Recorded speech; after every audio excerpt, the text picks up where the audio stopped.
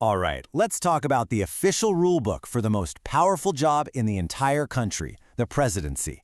It's all laid out right here in Article 2 of the U.S. Constitution. And we're about to break down exactly what it takes to get and, keep that top job. So you think you want to be president? Awesome. But before you start printing those campaign posters, you've got to know the rules of the game. Seriously, this isn't just any old job application. The requirements are baked right into the Constitution itself. Okay, let's get into it. First up, think of it like the character select screen in a video game. You have to meet some basic requirements before you can even think about playing. So what are they? Well, first up, there's an age gate, a hard and fast rule. You have to be at least this old, 35. That one is absolutely non-negotiable.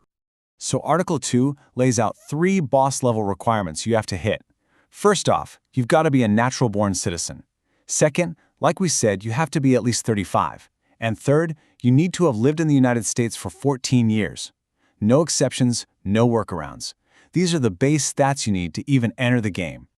So if you can check all those boxes, then congratulations, you've officially met the requirements. But listen, qualifying, that's just the tutorial level. Now we get to the main mission.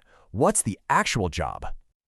Your main mission, should you choose to accept it and win, is to become the CEO of the USA. Honestly, that's the best way to think about the president's job. You are in charge of running the entire operation. So how do you win? Well, the job itself is a 4-year term, but the way you get there is kind of unique. You see, you're not elected directly by just counting up all the individual votes. Nope, you're elected by something called the Electoral College. It's a system where each state gets a certain number of votes, and that's how you secure the top job. So, as CEO, what's your number one duty? Article 2 gives the president something called executive power. Now here's the kicker. That doesn't mean you get to make the laws. Congress does that. Your job as president is to enforce and carry out the laws that Congress passes. You're the one running the machine, not designing it. And hey, don't just take my word for it. The Constitution itself, in Article 2, Section 3, spells it out plain as day. The president shall take care that the laws be faithfully executed.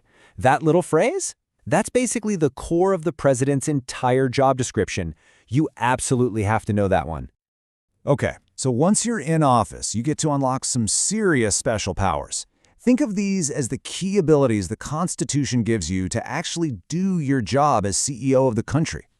One of the biggest powers you get is becoming the commander-in-chief.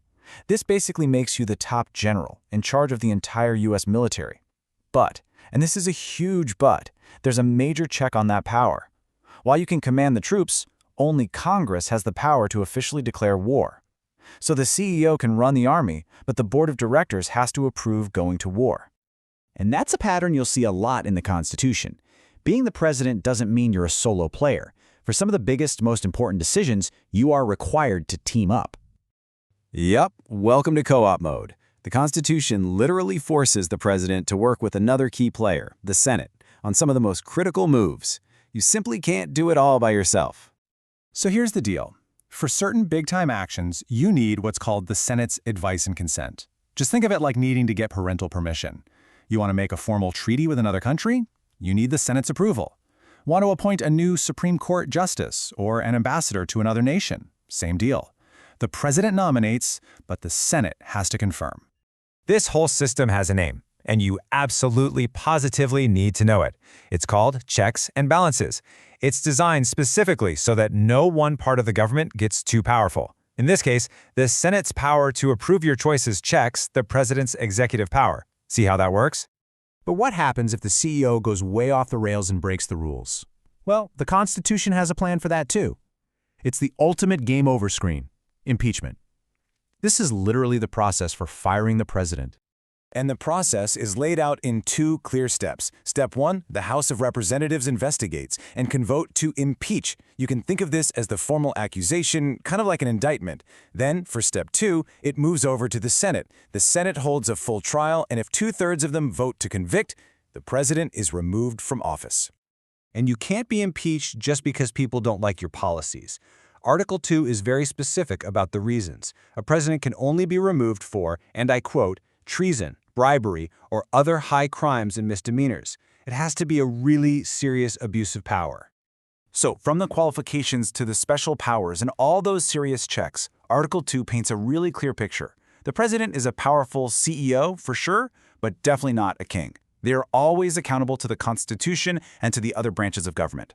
So that leaves me with one last question for you. When you think about everything we just covered, from Senate approval to impeachment, what do you think is the single biggest check on a president's power?